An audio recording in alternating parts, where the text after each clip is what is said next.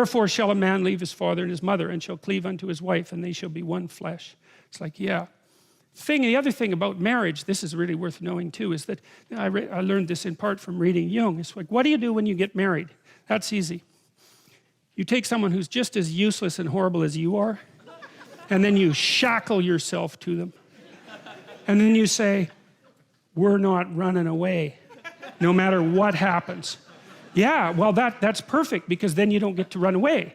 And the thing is like, if you can run away, you can't tell each other the truth. Because if you tell someone the truth about you and they don't run away, they weren't listening. And so if you don't have someone around that can't run away, then you can't tell them the truth. And so that's part of the purpose of the marriage. It's like, okay, I'll bet on you, you bet on me. It's a losing bet, we both know that. But given our current circumstances, we're unlikely to find anyone better. That's for sure. You know,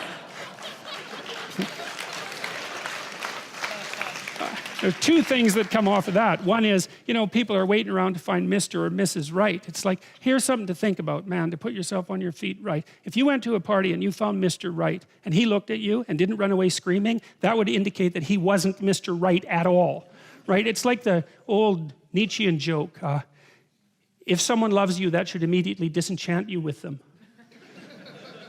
Right, or it's the Woody Allen joke, I never belonged to a club that would take me as a member.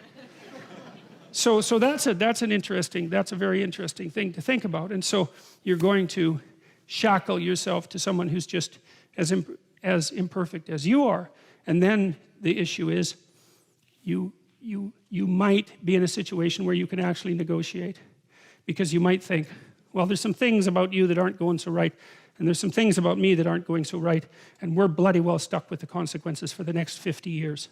So we can either straighten this out, or we can suffer through it for the next 5 decades. And you know, people are of the sort that without that degree of seriousness, those problems will not be solved. You'll leave things unnamed, because there's always an out. It's like, and it's the same thing when you're living together with someone. You know that people who live together before they're married are more likely to get divorced, not less likely. And the reason for that is, what exactly are you saying to one another when you live with each other? Just think about it. Well, for now, you're better than anything else I can trick. But I'd like to reserve the right to trade you in.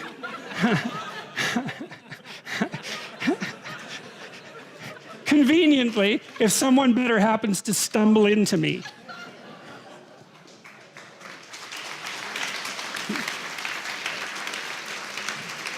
Well, how could someone not be insulted to their core by an offer like that? Now, they're willing to play along with it because they're going to do the same thing with you. Now, well, that's exactly it. It's like, yeah, I know you're not going to commit to me, so that means you don't value me or our relationship above everything else.